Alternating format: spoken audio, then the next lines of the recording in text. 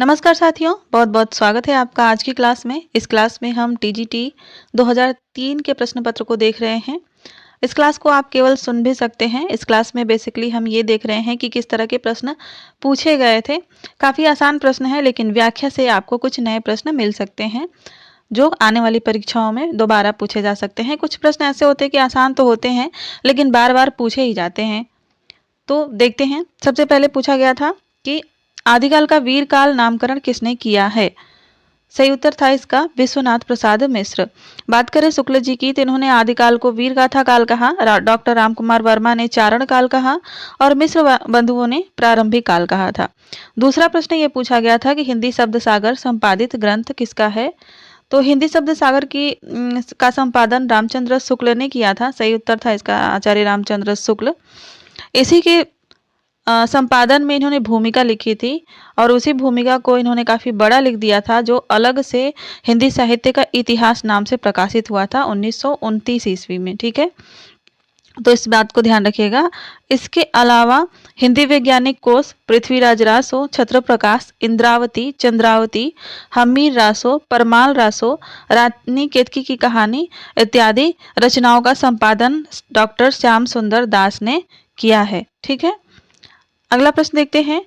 प्रश्न संख्या 3 पूछा गया था कि पंडित चंद्रधर शर्मा गुलेरी ने किसको पुरानी हिंदी का प्रथम कवि स्वीकार किया है, और इसका सही उत्तर है राजा मुंज। ठीक है,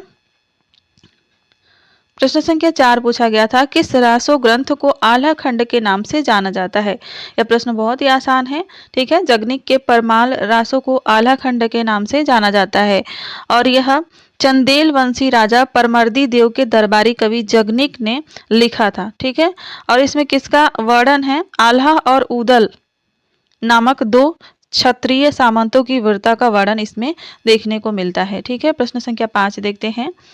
यह बहुत ही महत्वपूर्ण प्रश्न है, इंपॉर्टेंट प्रश्न है कि विद्यापति की कौन सी रचना अभी तक संपादित होकर प्रकाशित नहीं हुई है।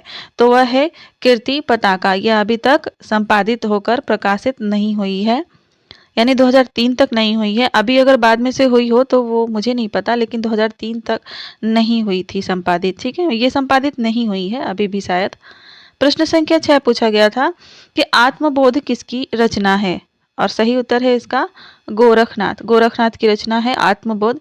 गोरखनाथ की रचनाओं का संकलन करके गोरखबानी के नाम से पीताम्बर दत्त बड़थवाल ने प्रकाशित किया था। ठीक है, अगला प्रश्न पूछा गया था हालात कन्हैया किसकी रचना है।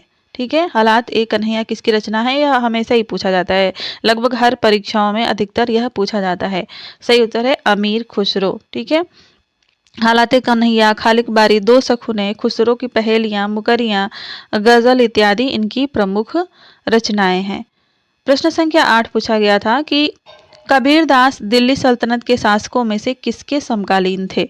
तो सही उत्तर है इसका सिकंदर लोदी। ठीक है, कबीर का जन्म 1398 ईस्वी में हुआ था और मृत्यु हुई थी 1518 ईस्वी में। सिकंदर लोदी 1489 से ईस्वी से 1527 ईस्वी तक दिल्ली का सुल्तान था। ठीक है, अगला प्रश्न देखते हैं। प्रश्न संख्या 9, हरड़े वाणी एवं अंगवधु किसकी वाणी के संकलन है। सही उत्तर है इसका दादू दयाल। ठीक है, किसने किया था संकलन, रज्जब ने किया था अंगवधु शीर्षक से, और संत दास एवं जगन्नाथ दास ने हरड़ेवाड़ी के नाम से किया था। दोनों में कंफ्यूज मत होइएगा, अंगवधु का रज्जब ने और संत दास और जगन्नाथ दास हरड़ेवाड़ी के नाम से, इन दोनों ने, इन्हीं के शिष्य थे, इन दोनों ने उनकी रचनाओं का अलग अलग नाम से संकलन किया था। ठीक है, इनके अलावा अगर बात करें सुख सागर, ज्ञान बोध, रत्न खान, भक्ति विवेक, बारह खड़ी, विभव विभूति, तो ये सभी मलुकदास की अन्य रचनाएं हैं। ठीक है, प्रश्न संख्या 10 पूछा गया था कि मीराबाई का मलाल किसकी कृति है। ये एक नया प्रश्न है और सही उत्तर है मीराबाई। यह मीराबाई की ही रचना है। प्रश्न संख्या 11 देखते हैं। अष्टछाप की स्थापना 1565 ईस्वी में किसने की थी। सही उत्तर है इसका विठल नाथ ने। ठीक है, श्री वल्लभाचार्य ने पुष्टि मार्गीय कृष्ण भक्ति संप्रदाय की स्थापना की थी और इस पुष्टि मार्ग में दीक्षित 8 प्रमुख कृष्ण भक्त कवियों के समूह को अष्टछाप कहा जाता है, जिसकी स्थापना इन्हीं के पुत्र यानी वल्लभाचार्य के पुत्र स्वामी गोस्वामी विठल नाथ ने 1565 ईस्वी में की थी। ठीक है, और इन 8 कृष्ण भक्त कवियों में 4 विट्ठलनाथ के शिष्य थे और 4 जो हैं वल्लभाचार्य के शिष्य थे। तो कभी कभी प्रश्न पूछा जाता है कि कौन से विट्ठलनाथ के शिष्य हैं या नहीं हैं, या कौन से वल्लभाचार्य के शिष्य हैं या नहीं है। ठीक है, तो देख लेते हैं। विट्ठलनाथ के शिष्यों में है नंददास, गोविंद स्वामी, छीत स्वामी और चतुर्भुज दास। और वल्लभाचार्य के शिष्यों में गिने जाते हैं कुंभन दास, सूरदास, परमानंद दास और कृष्ण दास। ठीक है, अगला प्रश्न देखते हैं। 12वां प्रश्न पूछा गया था कि तत्वदीप निबंध किसकी रचना है। तो यह है वल्लभाचार्य की रचना। ठीक है, इनकी अन्य रचनाओं की बात करें तो वेदांत परिजात, सौरभ, 10 श्लोकी, श्री कृष्ण स्तवराज, मंत्र रहस्य षोडशी, प्रपन्न कल्पवल्ली इत्यादि हैं। ठीक है, नाभादास की रचना जो बार बार परीक्षाओं में पूछी जाती है वो है अष्टयाम। इसके अलावा अनेकार्थ मंजरी, मान मंजरी, रस मंजरी, रूप मंजरी, विरह मंजरी, श्याम सगाई, सुदामा चरित, रास पंचाध्यायी, भंवर गीत इत्यादि नंददास की रचनाएं हैं जो परीक्षाओं में पूछी जाती हैं। प्रश्न संख्या 13 है, कहरा नामा किसकी रचना है। मुल्ला दाऊद, सुरील दास, कुतुबन या जायसी।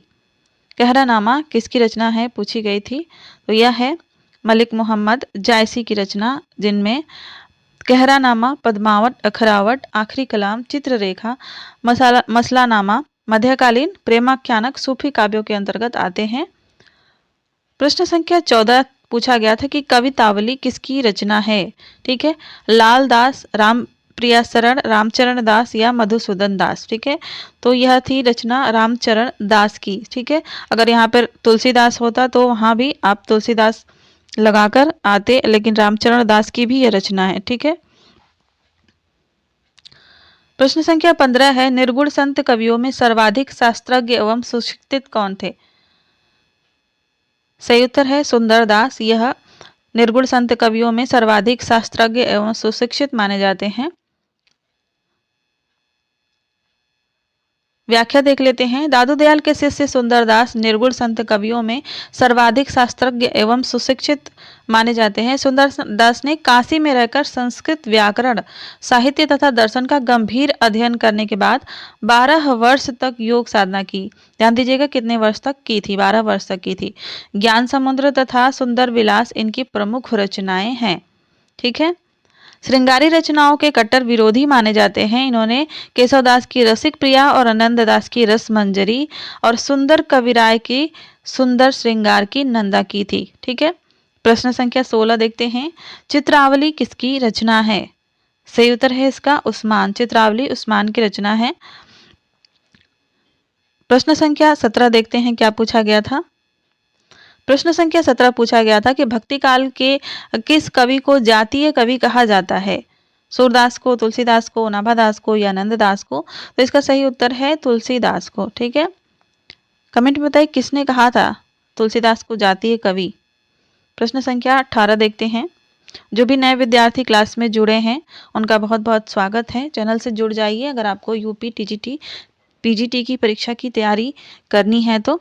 1 तारीख से मैं आप लोगों के लिए नई क्लासेस लेके आ रही हूँ, जिसमें हम हिंदी साहित्य के इतिहास को एकदम जीरो लेवल से पढ़ेंगे। पहले कंटेंट की क्लास होगी और उसके बाद उसका टेस्ट होगा। तो जैसे एक दिन हम कंटेंट पूरा पढ़ रहे हैं हिंदी साहित्य का इतिहास में, अगर हम आदिकाल पढ़ रहे हैं तो एक दिन आदिकाल का कंटेंट पढ़ेंगे और दूसरे दिन उसका 100 से ज़्यादा प्रश्नों में उसका हम लोग प्रैक्टिस करेंगे। तो चैनल से ज़रूर जुड़िए और क्लास अगर अच्छी लग रही हो तो लाइक कीजिएगा और चैनल को सब्सक्राइब भी कीजिएगा। दोस्तों के साथ शेयर तो आप कर ही देंगे। प्रश्न संख्या 18 पूछा गया है, गीतावली है, मुक्तक काव्य है, अतुकांत काव्य है, प्रबंध काव्य है या इनमें से कोई नहीं। तो इसका सही उत्तर है मुक्तक काव्य। तुलसीदास की यह रचना है। प्रश्न संख्या 19 पूछा गया था, जुगलमाल चरित्र नामक ग्रंथ के लेखक कौन है। तो जुगलमाल जो है कृष्णदास की रचना है, जुगलमाल चरित्र। वल्लभ संप्रदाय के यह कवि माने जाते हैं, अष्टछाप के कवि हैं। प्रश्न संख्या 20 है, रास पंचाध्यायी के लेखक कौन है। सही उत्तर है नंददास। नंददास की बहुत ही महत्वपूर्ण रचना है रास पंचाध्यायी, जो पूछी जाती है परीक्षाओं में हमेशा ही। इनकी अन्य रचनाएं हैं सिद्धांत पंचाध्यायी, रस मंजरी, रूप मंजरी, अनेकार्थ मंजरी, सुदामा चरित, भंवर गीत इत्यादि। प्रश्न संख्या 21 है, अष्टयाम किसकी रचना है। अष्टयाम किसकी रचना है? सही उत्तर है देव। अष्टयाम भाव विलास, प्रेम तरंग, कुशल विलास, जाति विलास, रस विलास, प्रेम चंद्रिका, सुजान विनोद, काव्य रसायन, ठीक है, जिसे शब्द रसायन भी कहा जाता है, देव शतक और देव माया प्रपंच इत्यादि रचनाएं रीतिकालीन कवि देव की हैं। ठीक है। प्रश्न संख्या 22 पूछा गया था, भूषण को कवि भूषण की उपाधि किसने दी थी? तो यह दी थी सोलंकी राजा रुद्र शाह ने। ठीक है। इसकी व्याख्या देख लेते हैं, इंपॉर्टेंट हो सकता है। रीतिकालीन कवि भूषण को कवि भूषण की उपाधि चित्रकूट के राजा रुद्रशाह सोलंकी ने प्रदान की थी। कानपुर के समीप तिकवापुर कानपुर नामक स्थान में जन्मे रत्नाकर त्रिपाठी के पुत्र भूषण रीतिकाल के दो प्रसिद्ध कवियों मतीराम एवं चिंतामणि के सगे भाई थे। ध्यान दीजिएगा, इनके पिता का नाम था रत्नाकर त्रिपाठी और इनके दो भाई थे मतीराम और चिंतामणि। वीर रस के कवि भूषण ने शिवाजी के आश्रय में रहकर शिवराज भूषण एवं शिवा बावनी की रचना की। वहीं छत्रसाल की प्रशस्ति में भूषण ने छत्रसाल दशक की रचना की थी। राजा थे छत्रसाल। ठीक है। प्रश्न संख्या 23 देख लेते हैं। प्रश्न संख्या 23 है, गंगा लहरी किसकी रचना है? गंगा लहरी पद्माकर की रचना है। अगला प्रश्न देखते हैं। प्रश्न संख्या 24 है, विरह वारिस किसकी रचना है? सही उत्तर है बोधा की रचना। विरह वारिस एवं इश्कनामा बोधा की रचनाएं हैं। रीतमुक्त काव्य धारा के अन्य कवियों में अगर देखें तो आलम ने श्याम सनेही, आलम केली, माधवानल काम कंदला और सुदामा चरित की रचना की। वहीं ठाकुर जो हैं इन्होंने ठाकुर ठसक और ठाकुर शतक की रचनाएं की थी। प्रश्न संख्या 25 है, भाषा भूषण के रचनाकार कौन है? सही उत्तर है जसवंत सिंह। भाषा भूषण माफ करिएगा,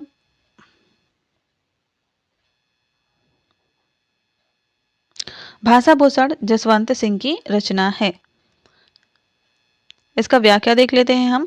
भाषा भूषण आनंद विलास, सिद्धांत बोध, सिद्धांत सार, अनुभव प्रकाश, अपरोक्ष सिद्धांत, स्फुट छंद और प्रबोध चंद्रोदय नाटक के रचनाकार रीतिकालीन कवि जसवंत सिंह है। ठीक है। प्रश्न संख्या 26 देखते हैं, वैद्यनाथ मिश्र किसका वास्तविक नाम था? पूछा गया था कि वैद्यनाथ मिश्र किसका वास्तविक नाम था? तो यह है नागार्जुन का वास्तविक नाम। 1911 में इनका जन्म हुआ था और यह मैथिली भाषा में यात्री नाम से लिखते थे।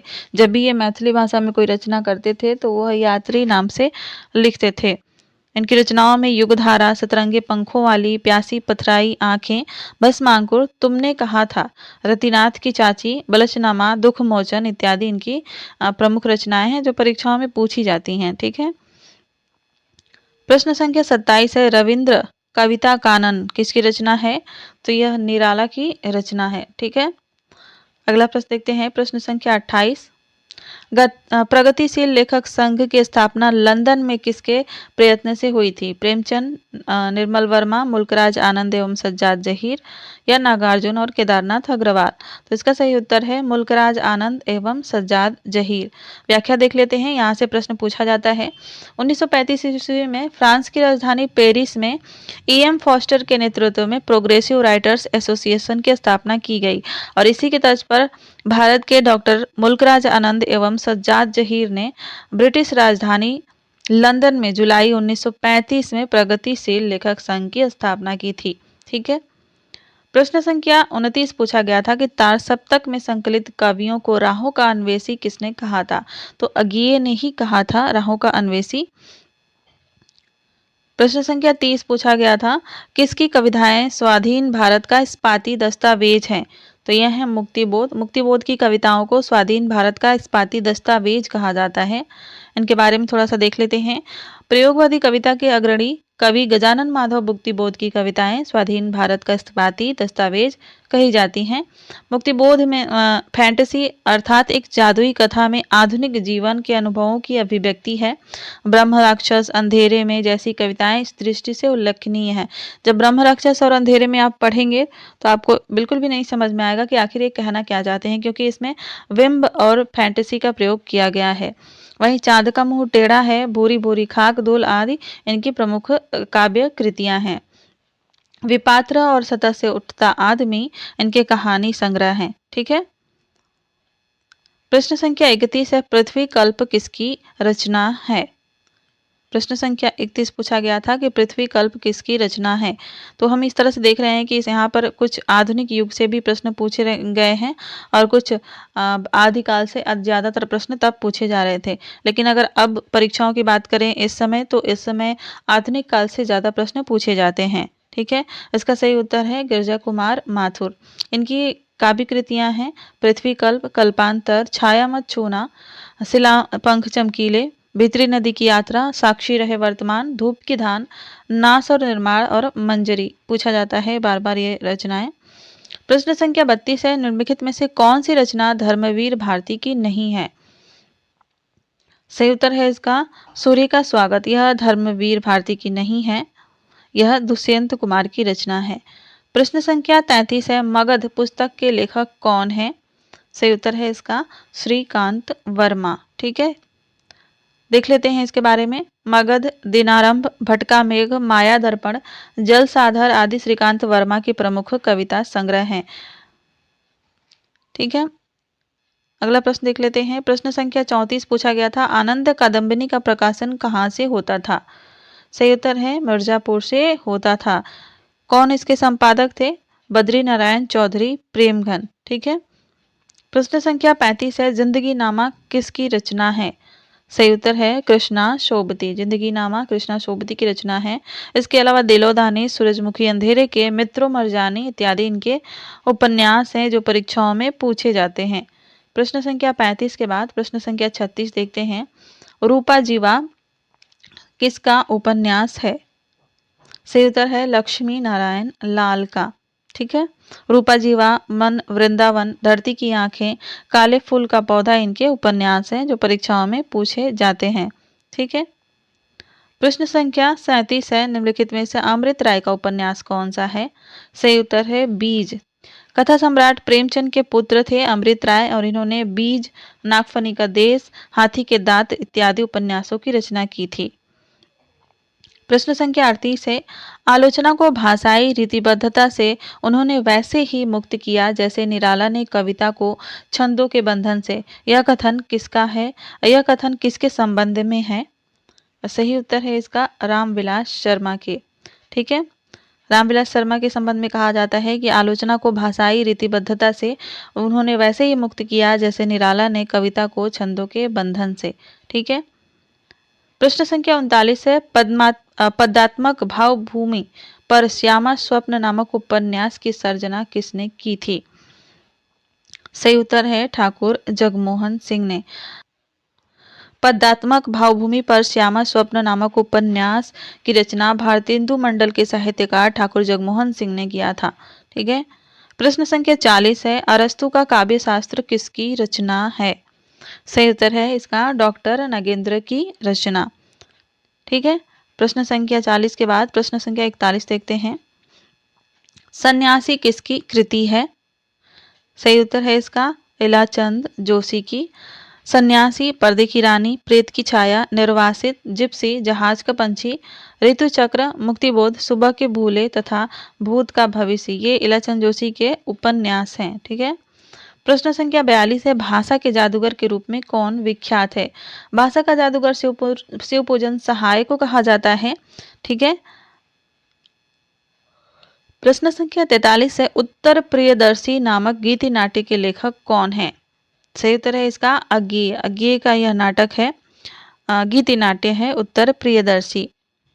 प्रश्न संख्या 44 पूछा गया था कि कविता के नए प्रतिमान के लेखक कौन है? सही उत्तर है इसका डॉक्टर नामवर सिंह। प्रश्न संख्या 45 देख लेते हैं। दामोल का कैदी के लेखक कौन है? सही उत्तर है प्रेमचंद। प्रेमचंद जी की कहानियां हर परीक्षाओं में पूछी जाती हैं। दामोल का कैदी, पंच परमेश्वर, बूढ़ी काकी, मंत्र, ईदगाह, शतरंज के खिलाड़ी, सवा सेर गेहूं, आत्माराम, ठाकुर का कुआं, पूस की रात, नमक का दरोगा, कफन, अलगोजा, आप बीती, ये सभी प्रेमचंद की कहानियां हैं। इनमें से बहुत सारी तो आप लोगों ने पढ़ भी ली होंगी। प्रश्न संख्या 46 है, जैनेन्द्र का पहला कहानी संग्रह कब प्रकाशित हुआ था? तो यह हुआ था प्रकाशित 1929 ईस्वी में। जैनेन्द्र का पहला कहानी संग्रह 1929 ईस्वी में फांसी के नाम से प्रकाशित हुआ था। ठीक है, प्रश्न संख्या 47 है, आलोचना नामक प्रसिद्ध समीक्षा पत्रिका के संपादक कौन थे? सही उत्तर है इसका डॉक्टर नामवर सिंह।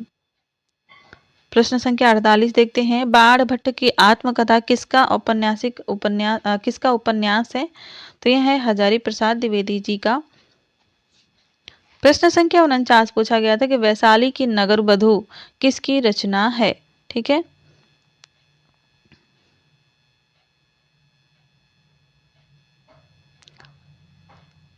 सही उत्तर है इसका वैशाली की नगर वधू चतुर्सेन शास्त्री की रचना है। इसके अलावा वयम रपछामा, सोमनाथ, आलमगीर, सोना और खून, रक्त की प्यास, आत्मदाह, अमर अभिलाषा, मंदिर की नर्तकी, नरमेघ, अपराजिता, ढहती हुई दीवार इत्यादि इनके प्रमुख उपन्यास हैं। वहीं वृंदावन लाल वर्मा के उपन्यास जो पूछे जाते हैं वह हैं मृगनयनी, गढ़कुंठार, विराटा की पद्मिनी, झांसी की रानी, टूटे काटे, प्रत्यागत, कुंडली चक्र इत्यादि। प्रश्न संख्या 50 है, चित्रलेखा किसकी औपन्यासिक कृति है? तो यह है भगवती चरण वर्मा की उपन्यास।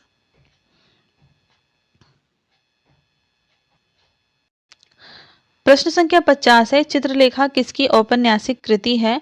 सही उत्तर है भगवती चरण वर्मा की।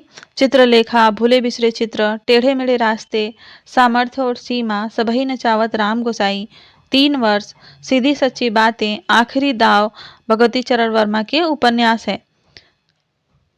अगला प्रश्न देखते हैं, शारदीय के नाटककार कौन है? सही उत्तर है इसका जगदीश चंद्र माथुर। अगला प्रश्न देख लेते हैं, प्रश्न संख्या 52 है, अंधा कुआं के रचनाकार कौन है? सही उत्तर है इसका लक्ष्मी नारायण लाल। इसको देख लेते हैं, अंधा कुआं नाटक के रचनाकार लक्ष्मी नारायण लाल हैं। दर्पण, सूर्यमुख, मिस्टर अभिमन्यु, मादा कैक्टस, कर्फ्यू, अब्दुल्ला दीवाना, व्यक्तिगत, एक सत्य हरिश्चंद्र, सगुन पंक्षी, सबरंग, मोहभंग लक्ष्मी नारायण लाल द्वारा रचे गए अन्य नाटक हैं। ये पूछे जा सकते हैं परीक्षाओं में, इनको याद कीजिएगा। प्रश्न संख्या 53 पूछा गया था कि लहरों के राजहंस के नाटककार कौन हैं? सही उत्तर है इसका मोहन राकेश। लहरों के राजहंस, आषाढ़ का एक दिन, आधे अधूरे इनके प्रमुख नाटक हैं। प्रश्न संख्या 54 देखते हैं, उस वक्त केवल 85 प्रश्न ही पूछे जाते थे, तो यहाँ पर भी 85 प्रश्न हैं। क्लास में बने रहिएगा और सभी प्रश्नों को देखकर ही जाइएगा। इससे क्या होगा, आप बार बार देखने से आपको ज़्यादा से ज़्यादा याद होगा, तो परीक्षा में गलत होने की संभावना भी कम रहेगी। प्रश्न संख्या 54 पूछा गया था कि निम्नलिखित में से किस कवि को ज्ञानपीठ पुरस्कार प्राप्त नहीं हुआ था? तो सही उत्तर है सुरेंद्र वर्मा को। देख लेते हैं इसको पूरा विस्तार से। सुरेंद्र वर्मा को ज्ञानपीठ पुरस्कार प्राप्त नहीं हुआ। सुरेंद्र वर्मा को उनके उपन्यास मुझे चाँद चाहिए के लिए साहित्य अकादमी पुरस्कार से सम्मानित किया गया था। जबकि बात करें छायावादी कवि पंत की, तो इन्हें चिदम्बरा के लिए 1968 का और अज्ञेय को उनकी काव्य कृति कितनी नावों में कितनी बार के लिए 1978 ईस्वी का, और रामधारी सिंह दिनकर को उर्वशी के लिए 1972 ईस्वी का ज्ञानपीठ पुरस्कार प्रदान किया गया था। ठीक है, तो यहाँ से हम देख सकते हैं कि किसको किस रचना के लिए और कब ज्ञानपीठ पुरस्कार दिया गया था। ठीक है, प्रश्न संख्या 55 है कि रस मीमांसा नामक आलोचनात्मक कृति के लेखक कौन है? रस मीमांसा आचार्य रामचंद्र शुक्ल की रचना है। प्रश्न संख्या 56 है, कैदी की पत्नी के लेखक कौन है? तो यह है रामवृक्ष बेनीपुरी। यह रामवृक्ष बेनीपुरी की कहानी है, पूछा जा सकता है, प्रश्न याद रखिएगा। प्रश्न संख्या 57 है, रुपया तुम्हें खा गया एकांकी के लेखक कौन है? बहुत ही इंपॉर्टेंट प्रश्न है यह। सही उत्तर है भगवती चरण वर्मा। प्रश्न संख्या 58 है, हिंदी का सर्वप्रथम गीति नाट्य किसे माना जाता है? सही उत्तर है इसका करुड़ालय। अगला प्रश्न देखते हैं, प्रश्न संख्या 57 के बाद प्रश्न संख्या 58 देखते हैं, चिदम्बरा के रचनाकार कौन है? सही उत्तर है इसका पंत, सुमित्रानंदन पंत की रचना है चिदम्बरा। इस कृति के लिए पंत जी को 1968 में भारत का सर्वोच्च साहित्यिक पुरस्कार ज्ञानपीठ पुरस्कार मिला था। प्रश्न संख्या 60 है, नवीन रिपोर्ताज की परंपरा का आरंभ किस रचना से होता है? सही उत्तर है लक्ष्मीपुरा। इसको देख लेते हैं। रिपोर्टार्ज नामक नवीन रचना विधा का प्रादुर्भाव 1936 ईस्वी के आसपास द्वितीय विश्व युद्ध के समय हुआ। ध्यान दीजिएगा, यहाँ पर प्रथम विश्व युद्ध दे करके आपका प्रश्न गलत हो सकता है। एकदम याद रखिएगा एकदम से कि यह द्वितीय विश्व युद्ध के समय हुआ था। ठीक है, प्रथम विश्व युद्ध के समय नहीं। रूसी साहित्यकारों ने रिपोर्टाज का प्रचार विशेष रूप से किया तथा एलिया एहरेनवर्ग ने रिपोर्टाज लेखक के रूप में सर्वाधिक प्रतिष्ठा प्राप्त की थी। हिंदी में नवीन रिपोर्टाज लेखन की परंपरा शिवदान सिंह चौहान की रचना लक्ष्मीपुरा से मानी जाती है और इसका प्रकाशन दिसंबर 1938 में रूपाभ नामक पत्रिका में हुआ था। किस पत्रिका में? रूपाभ। आजकल बहुत ही ज़्यादा गहराई से प्रश्न बन रहे हैं, तो ये नहीं पूछा जाएगा कि किसकी रचना है। हो सकता है कि यह पूछा जाए कि किस पत्रिका में प्रकाशित हुई थी, तो रूपाभ में प्रकाशित हुई थी। अगला प्रश्न देख लेते हैं। प्रश्न संख्या 61 है। जूठन किस साहित्यकार की रचना है? आत्मकथा है जूठन।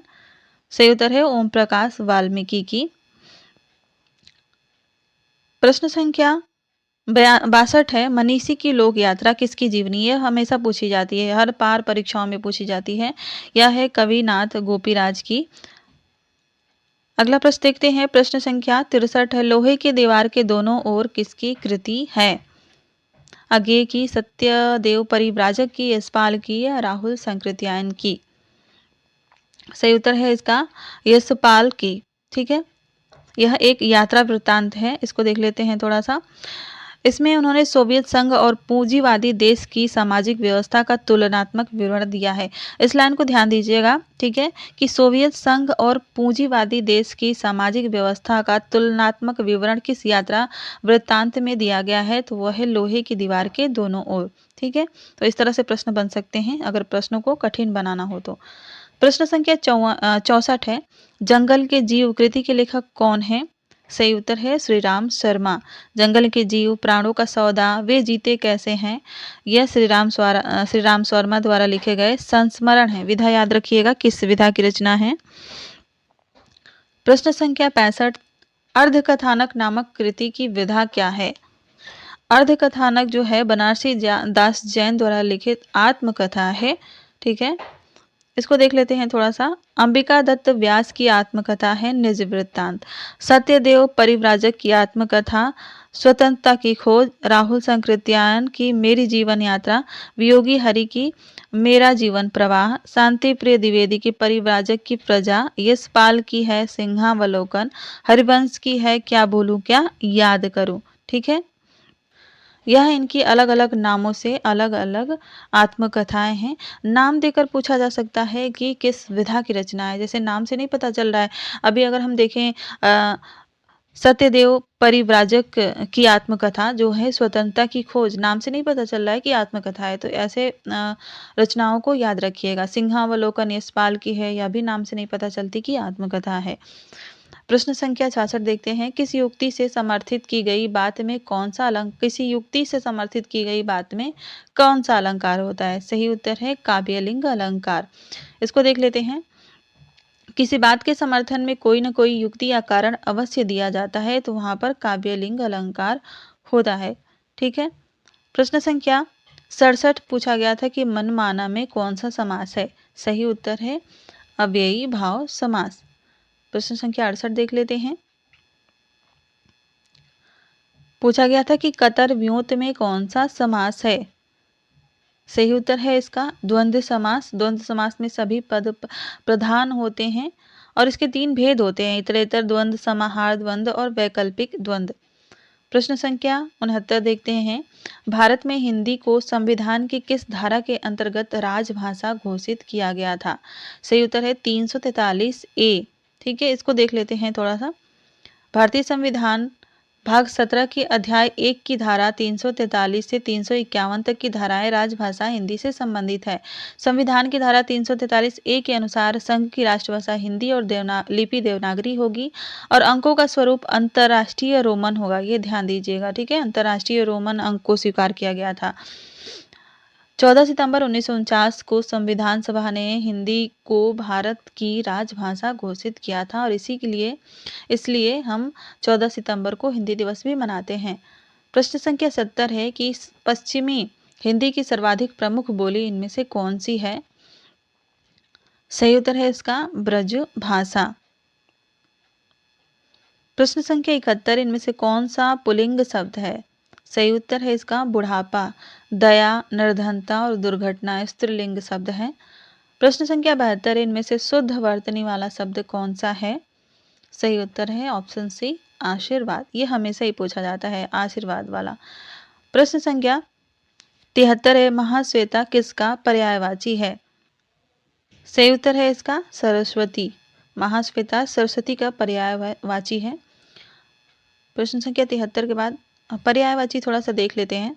महाश्वेता, वागीश्वरी, इला, विधात्री, पृथ्वी को भी कहते हैं इला, ईश्वरी, वाक, ब्राह्मी, शारदा, वागीश, वीणा पाड़ी, भारती, गिरा इत्यादि सरस्वती के पर्यायवाची हैं।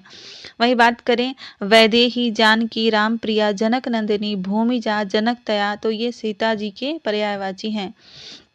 बात करें कमला, रमा, इंद्रिया, चपला, हरिप्रिया, पद्मा, श्री, लोकमाता और भार्गवी, ये लक्ष्मी जी के पर्यायवाची हैं। वहीं बात करें पार्वती के पर्यायवाची तो हैं उमा, गिरिजा, भवानी, गौरी, शिवा और अंबिका। ठीक है। प्रश्न संख्या 74, मोर का पर्यायवाची इनमें से क्या है? तो सही उत्तर है इसका कलापी। कलापी, केकी, शिखंडी, मयूर, ध्वजी, शिवसुतवाहन, नीलकंठ, सारंग, हरि इत्यादि मोर के पर्यायवाची होते हैं। विशिख बाण का पर्यायवाची है, तड़ित जो है बिजली का पर्यायवाची होता है। प्रश्न संख्या 75 पूछा गया था कि उपत्यका का विलोम क्या होगा? सही उत्तर है अधित्यका। प्रश्न संख्या 76 पूछा गया था कि घोड़ा का पर्यायवाची शब्द इनमें से कौन सा नहीं है? तो यातुधान जो है घोड़े का पर्यायवाची नहीं है। यातुधान असुर, दनुज, दानव, दैत्य, रजनीकर यह पर्यायवाची हैं राक्षस के। वहीं बात करें घोड़े के पर्यायवाची की तो हो जाएंगे अश्व, सैंधव, घोटक, बाजी, तुरंग, हय, आंसू, विमानक इत्यादि। प्रश्न संख्या 77 पूछा गया था कि पाश्चात्य का विलोम क्या होगा? पाश्चात्य का विलोम होता है पौवार्त्य। ठीक है। प्रश्न संख्या 78 पूछा गया था कि देवताओं के उपवन के लिए एक शब्द क्या होगा? वह होगा नंदन कानन। स्वर्ग नहीं, अशोक वाटिका नहीं, नंदन कानन कहा जाता है। अशोक वाटिका का अर्थ है जिस वाटिका में शोक न हो। अगला प्रश्न देखते हैं। प्रश्न संख्या 79 पूछा गया था कि कारतूस किस भाषा का शब्द है? तो कारतूस जो है वह फ्रेंच भाषा का शब्द है। फ्रेंच भाषा से लिए गए शब्द जो हिंदी में है वो है कारतूस, कूपन, अंग्रेज और रिपोतार्च। प्रश्न संख्या 80 पूछा गया था कि इनमें से शुद्ध वाक्य कौन सा है? सही उत्तर हो जाएगा मेरे प्राण निकल गए। प्रश्न संख्या 81 देख लेते हैं। अपने मरे बिना स्वर्ग नहीं दिखता है, इसका अर्थ क्या होगा? सही उत्तर है स्वयं प्रयत्न करने पर ही काम बनता है। प्रश्न संख्या 82 पूछा गया था कि कला परिच्छेद के लेखक कौन है? यहाँ से संस्कृत साहित्य की रचनाएं शुरू हुई थी। सही उत्तर है दंडी। दंडी की रचनाओं को देख लेते हैं। कला परिच्छेद, 10 कुमार चरितम, काव्यादर्श, अवंती सुंदरी कथा, द्विसंधानात्मक इत्यादि महाकवि दंडी की रचनाएं हैं। कालिदास की रचनाओं में अभिज्ञान शाकुंतलम, रघुवंशम, कुमार संभवम, मालविकाग्निमित्रम इत्यादि हैं। वहीं बात करें उत्तर रामचरितम, महावीर चरितम, मालती माधवम, तो यह भवभूति की रचनाएं हैं। प्रश्न संख्या 83 है कि उत्तर रामचरितम का प्रधान रस क्या है? यह बार बार पूछा जाता है परीक्षाओं में। सही उत्तर हो जाएगा इसका करुण रस। करुण रस के संबंध में इनकी एक कृति भी प्रचलित है भवभूति की, कहते हैं एको रसः करुणः एव। ठीक है, इन्होंने करुण रस को सबसे महत्वपूर्ण रस माना है।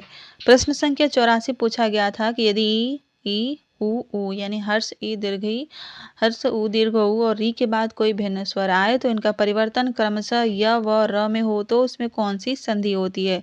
वह होती है यड़ स्वर संधि। ठीक है।